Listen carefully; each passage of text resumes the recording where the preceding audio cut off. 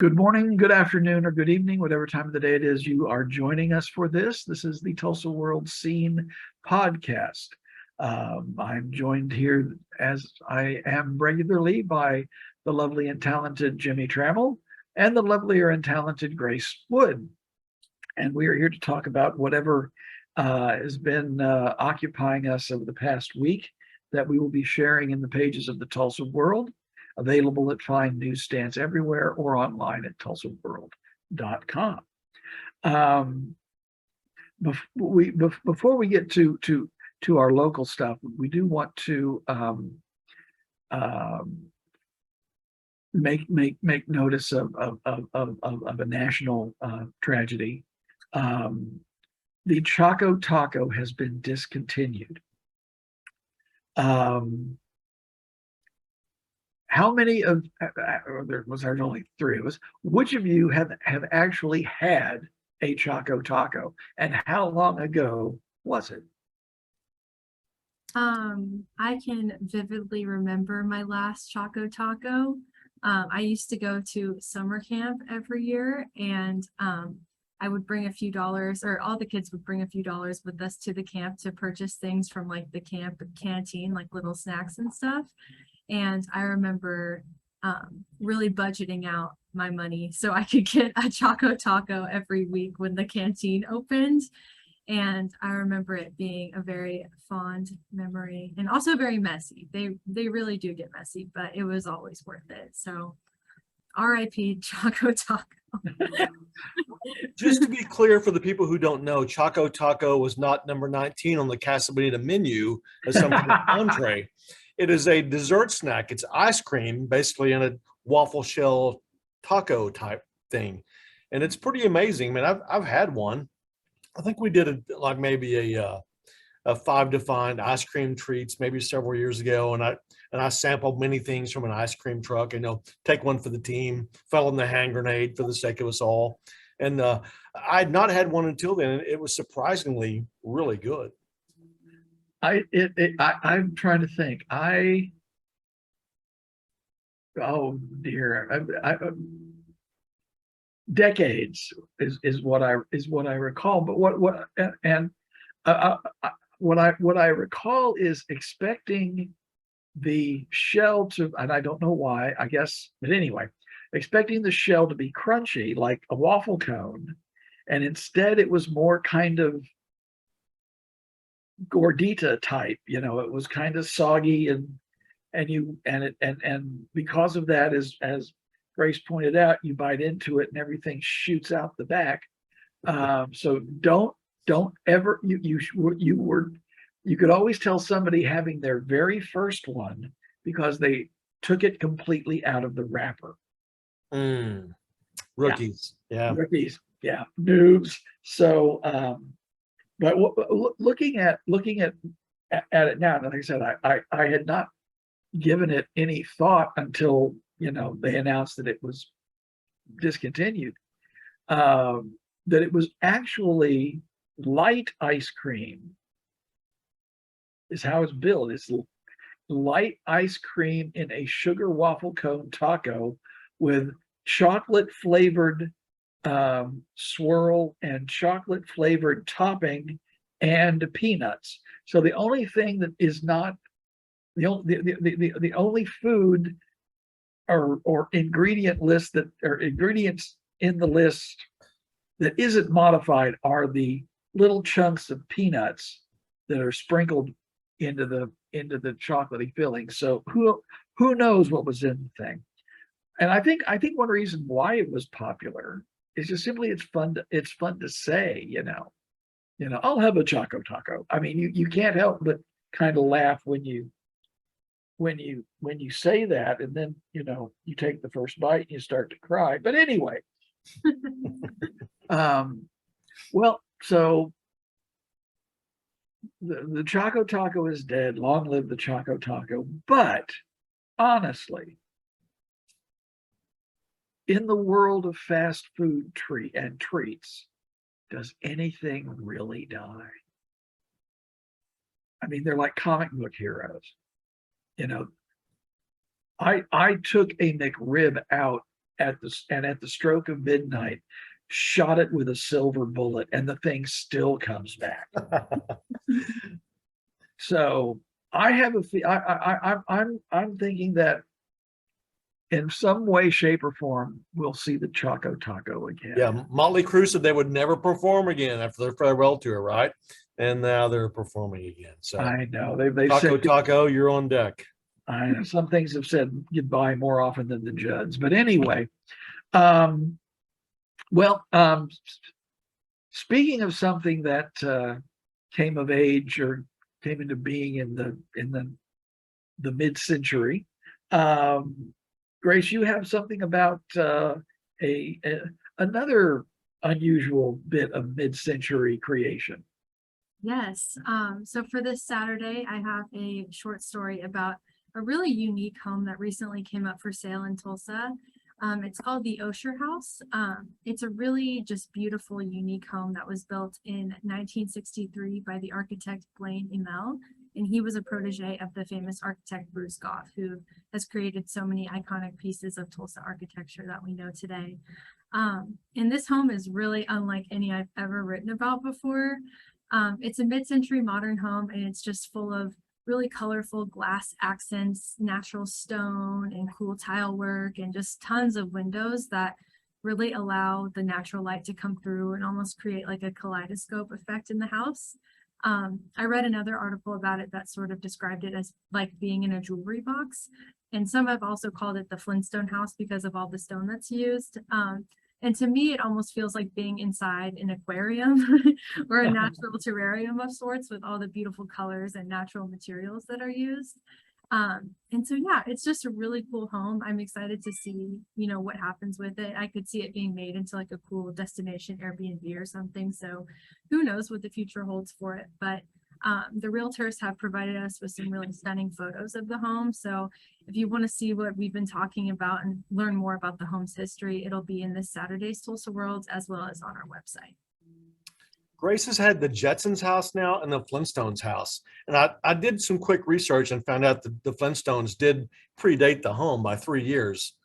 So maybe there was some Flintstones inspiration. Coincidence? I think not. But what next? Like the Yogi Bear house, the Laugh Olympics house? I don't know. I know. I think this is my new beat now. I'm loving these weird home stories. I think I'm going to keep pursuing them. Well, there are I know that there are some odd things out there. So, oddly enough, speaking of the Jetsons, I came across somebody had shared that apparently the character of George Jetson, the father in the cartoon series, was born in July of 2020 or 2022. So, where is the spaceship that collapses into the briefcase? I'm waiting for that.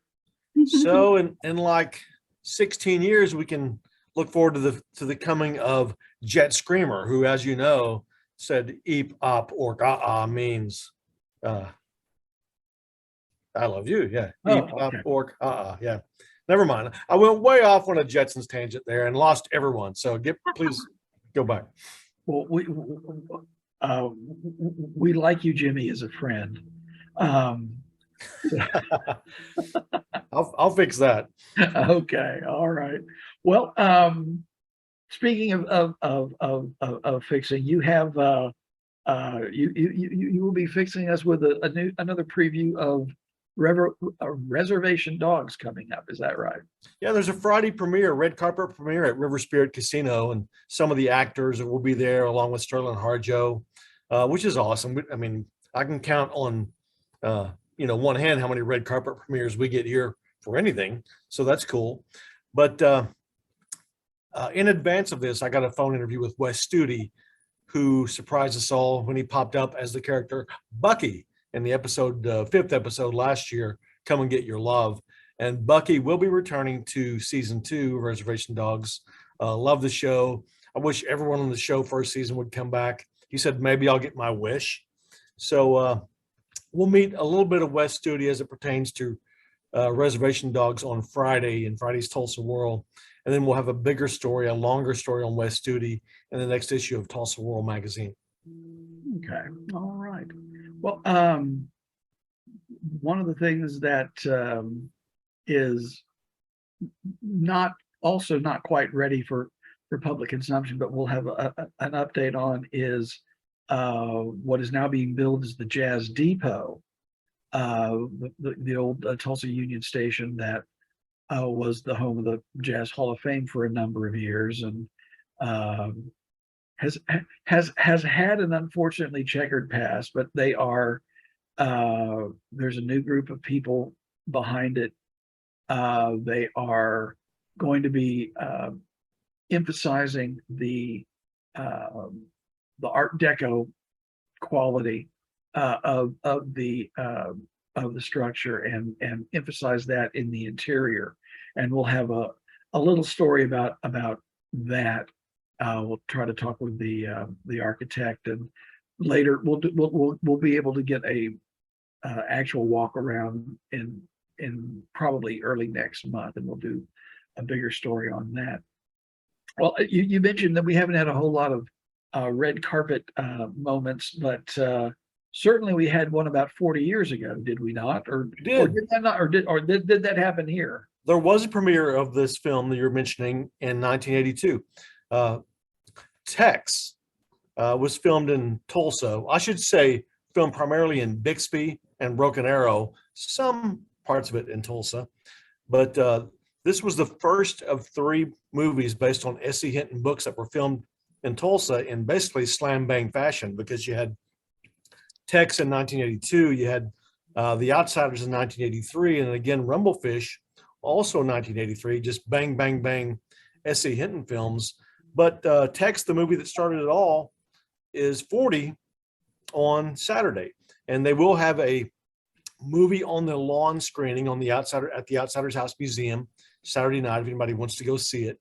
And I've got a Sunday story with an interview from the film's director, Tim Hunter. And also weighing in is the author who started it all, S.E. Hinton, has responded to my questions as well about this. So I write long, so hopefully people can enjoy this long story I've written Sunday about Tex. People from Tulsa should watch it, not just because it was filmed here, everything else. I saw the Camelot Inn, right? I saw Bell's Amusement Park. I saw Woodland Hills Mall, what it looked like in 1981. So it was cool to see those things just as kind of a local Easter eggs for those of us who grew up around here. Well, now, do you think that Tex has kind of gotten kind of a short shrift because of the star power of Francis Ford Coppola and his 2 films about the Outsiders and Rumblefish, that Tex is, kind of was, the little film that kind of got pushed aside because of these all the press about the Outsiders primarily. Well, it's interesting because the common denominator besides Hinton is Matt Dillon, who was in all 3 films. Right. And Grace and James, Tex deserves to be historically significant because Cover Your Eyes, Hide Your Ears, Tex was the first PG Disney movie ever. Disney had never gone down the PG road before. And so Tex kind of pushed some boundaries of honestly, it's tame now. I mean, it doesn't seem like it's going to rile anybody up, but you heard some language you didn't hear in some Disney movies. You saw some references to drug use. One of the characters accidentally gets shot. So it wasn't Son of Flubber. It was something different as Disney tried to kind of grow up and branch out. And for that reason, I think it's historically significant. Okay. Well, and was it also Matt Dillon's breakout role, or had he established himself before that? He'd been in 3 movies before that. The first one, the Texas director wrote the film. That's where he met him. And then after that film, he shot My Bodyguard and Little Darlings with Christy McNichol and Tatum O'Neal. And then came Tex. which was his fourth movie. Okay, all right. There was something else you mentioned I was going to ask about, but oh well. I'm getting old and things slip away. So well.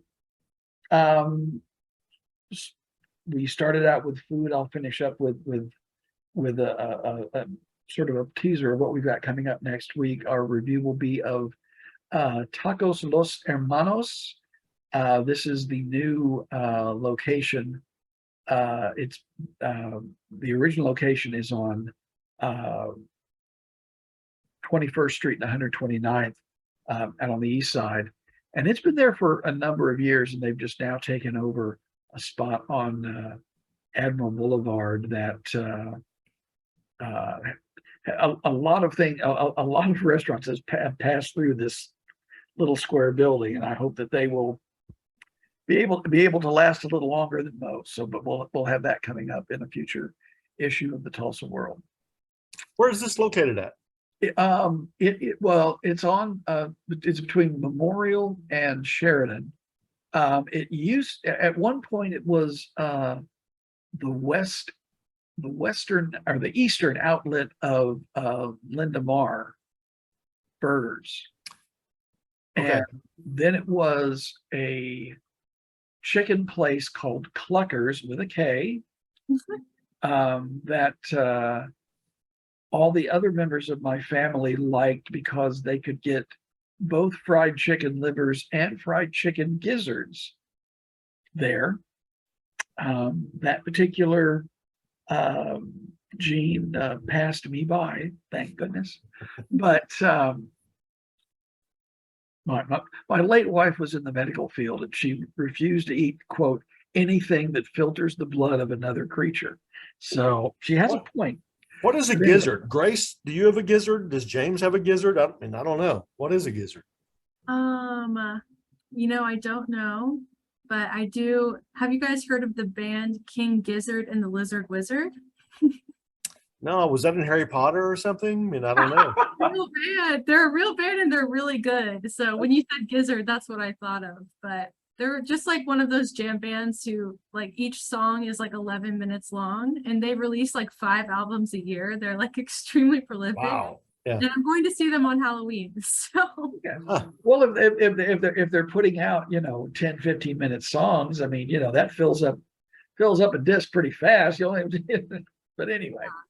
Now, if memory serves me right, and I did not look this up, a gizzard is an organ in which a chicken stores. I don't think I want to finish this because it gets kind of, it might put you off your feed for this evening. Okay. Suffice it to say, it's a part of the chicken that normally gets thrown out. So, Huh. so anyway, so that's, and then it became a diner called the Ansana Cafe, and that was the last place that it was before it's now Tacos Los Hermanos. So, Okay. so anyway, but yeah, back to the subject at hand. Well, we have rambled as probably as much as we should at this particular point in time. So, on behalf of my colleagues Jimmie Tramel and Grace Wood, we wish you a good day and a pleasant tomorrow. And thank you, Miss Ellerbach, wherever you may be.